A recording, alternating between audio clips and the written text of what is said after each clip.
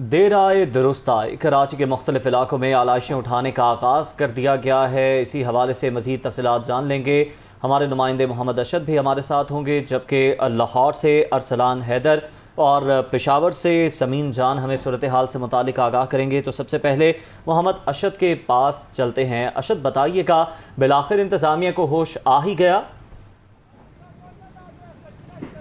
जी देखें, अब से कुछ देर कवर हम ज़िला शर्की से रिपोर्ट कर रहे थे, जहाँ पे सूरत हाल ये थी कि शहीद मिल्लत रोड जो कि मरकज़ी शाहरा है, उसकी आधी सड़क जो थी उसके ऊपर जो आलाइशें जो थी वो मौजूद थी। गली महलों में भी इसी तरीके की मुख्तलिफ इलाकों के अंदर, अजला के अंदर सूरत हाल ये है। लेकिन इस वक्त मैं ज़िला वस्ती का इलाका है गरीबाबाद, वहाँ पर मौजूद हूँ। और इस वक्त आप मेरे पीछे देख सकते हैं कि यहाँ पे इंतज़ामिया मुकम्मल तौर पर जो है वो मुतहर्रिक है। आपको ये ट्रक्स जो हैं वो जाते हुए नज़र आ रहे होंगे। इसके पीछे भी जो ट्रॉलीज़ हैं वहाँ पर यहाँ पे इंतज़ामिया मौजूद है। ये एक डंपिंग पॉइंट बनाया हुआ था जहाँ पे आलाइशें यहाँ पे रखी गई थी। अब यहाँ से तमाम तर आलाइशों को जो है वो उठा के कलेक्शन पॉइंट तक जो है वो पहुँचाया जा रहा है। इसी तरीके से ज़िला बस्ती के और भी जो दीगर इलाके हैं वहाँ पर भी इसी तरीके से जो है वो आलाइशों को उठाने का सिलसिला जो है वो जारी है। लेकिन जो बारिश हुई थी, बारिश के बाद गंदगी जो है वो अपनी जगह वहीं मौजूद है सड़कों के ऊपर। और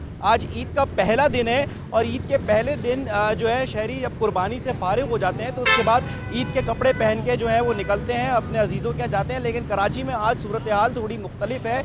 लोग जो हैं वो ट्राउज़र पहन के घूम रहे हैं, शॉर्ट्स पहने हुए हैं, पुराने कपड़े पहने हुए हैं, क्योंकि वो कहीं जा रहे हैं, बाइक के ऊपर है, गाड़ी के अंदर, तो फिर किसी तरीके से जो है वो बच जाते हैं गलाजत से, गंदे पानी से। लेकिन मोटरसाइकिल सवार, रिक्शा सवार, उनको जो है वो इन परेशानियों का जो है वो सामना करना पड़ रहा है। और वो ईद के पहले दिन भी नए कपड़े जो हैं वो नहीं पहन सकते। इसी तरीके से जो है वो घूम रहे, फिर रहे, जा रहे जहाँ उनको जाना है। अगर आलाइशें उठाने के दीगर हवाले से दीगर इलाकों की बात की जाए तो ज़िला बस्ती का ये गरीबाबाद के इलाके से तो हमें यहाँ पे इंतज़ामिया मुतारिक नज़र आ रही है। लेकिन ज़िला बस्ती के तमाम तर इलाकों में इस तरीके से मुतारिक नहीं है। हमारी जब इंतज़ामिया से बात हुई तो उनका ये कहना है कि कोशिश ये की जा रही है कि तमाम तर इलाकों में जहाँ जहाँ मुतारिक नहीं नज़र आ रही। ठीक है मोहम्मद अशरफ, अरसलान हैदर की जानिब जाएंगे। अरसलान, आप बताइएगा कि आलाइशें उठाने के इंतजाम कहाँ तक पहुँचे हैं? जी बिल्कुल, LWMC की जानिब से जो ये आलाइशें उठाने का ऑपरेशन था ये कामयाबी से जारी है। शहर के मुख्तलिफ इलाकों से आलाइशें उठाकर इन्हें शादमान के इलाका में जो ट्रांसफ़र पॉइंट बनाया गया है यहाँ पर ला के डंप किया जा रहा है। 1200 से ज़ायद गाड़ियाँ जो पिकअप्स और 1000 जो दूसरी गाड़ियाँ हैं वो इस ऑपरेशन का हिस्सा बनी हुई हैं। जिस भी गली मोहल्ले में आलाइशों को जो है वो बाहर रखा जाता है वहाँ से फ़ौरी तौर पर मुतलका जो अफसरान है LWMC के या सुपरवाइज़र्स हैं वो पिकअप्स के ज़रिए उनको आलाइशों को पिकअप में डालते हैं और उसके बाद शादमान के इलाका में लाकर डंप करते हैं। फिर यहाँ से क्रेन्स के ज़रिए और डंपर्स के ज़रिए इसको लकुडेर और सगिया के मुकाम पर बनाया जाने वाला जो लैंड फिल साइट है वहाँ पर इन्हें डंप कर दिया जाता है। अब ये सिलसिला जो है वो जारी है। अभी तक तकरीबन अब जो यहाँ पर मौजूद जो इंतज़ामिया हमारी उनसे बात हुई तो उनका ये कहना था 200 टन के करीब जो आलाइशें हैं उनको डंप कर दिया गया है। लेकिन LWMC को जो है वो 12,000 टन आलाइशें उठाने का टारगेट दिया गया है और ये टारगेट जो है ये कल तक जो है इन्हें पूरा करना है। जिसके बाद आज इनकी गाड़ियाँ और तमाम तर अमला जो है वो शहर में सफाई में मसरूफ़ है। मुख्तलिफ गली मोहल्लों में आलाइशें तो रखी जा रही हैं लेकिन फ़ौरी तौर पर LWMC का अमला जो वहाँ पर पहुँचता है और उन्हें आलाइशों को वहाँ से उठाकर जो है ये शादमान के इलाका में बनाया जाने वाला जो आर्जी ट्रांसफ़र पॉइंट है यहाँ पर इसे डंप कर देता है। यहाँ से आगे क्रेन्स के ज़रिए जो लैंडफिल साइट है लकुडेर और सगिया वहाँ पर इन्हें डंप किया जा रहा है। इंतज़ामिया की जानिब से जो तमाम तर अमला है वो यहाँ पर मौजूद है और शहर में सफाई के हवाले से खुसूसी तौर पर ऑपरेशन किया जा रहा है और तमाम अफसरान भी इस ऑपरेशन की निगरानी कर रहे हैं। जी अच्छा अरसलान, जिस तरह से आपने बताया कि तमाम तर अमला यहाँ पर मौजूद है, मुतहर्रिक है और अफसरान भी फील्ड में मौजूद हैं, आपने बताया क्या कहना है उनका अगर आपकी उनसे बात हुई हो, किस हद तक वो अपने इस टारगेट को अचीव करने में कामयाब हो जाएंगे कल के रोज़ तक? जी देखें, आप मेरे पीछे अभी यहाँ पर ये क्रेन्स लगी हुई हैं, डंपर्स लगे हुए हैं और यहाँ से आकर जितनी भी पिकअप्स के ज़रिए लाशों को यहाँ पे डंप किया जा रहा है, यहाँ से फौरी तौर पे इन्हें ये बड़ी क्रेन्स के ज़रिए इन डंपर्स में डाला जा रहा है। यहाँ पर जो सिक्योरिटी इंचार्ज और इसके साथ साथ इस पॉइंट के जो इंचार्ज हैं वो खड़े हुए थे, उनसे बात हुई तो उनका कहना है कि अभी तक सुबह से अब तक हम 200 टन तक जो अलाइशे हैं उन्हें यहाँ पर डंप कर चुके हैं और यहाँ से आगे जो फुल लैंडफिल साइट है वहाँ पर पहुँचा चुके हैं। अब 12,000 टन का टारगेट दिया गया अफसरान की जानिब से, लाहौर के तमाम जो डिवीजनल अफसरान हैं उनको। अब इन तमाम जोन्स में से जो अलाइशे हैं उन्हें उठाने का सिलसिला जारी है। लाहौर के छोटे और बड़े जितने भी इलाके हैं, कुछ पोश इलाके हैं, वहाँ पर तो LWMC काफ़ी एक्टिव दिखाई दे रहा है। लेकिन जी ठीक हो गया। अब हम पेशावर जाएंगे समीन जान के पास। समीन बताइएगा, अलाइशे उठाने के इंतजामात लाहौर में तो बहुत बेहतर हैं, पेशावर की क्या सूरत हाल है? पेशावर में भी लाशों को उठाने का इंतज़ाम बेहतर ही है और इसका अमल अभी तक जारी है। वज़ीर आला खैबर पख्तूनख्वा की हिदायत पर ईद उल अज़हा सफाई मुहिम का ऑपरेशन जो है शुरू किया गया है और सुबह से शुरू किया गया और अभी तक वो जारी है।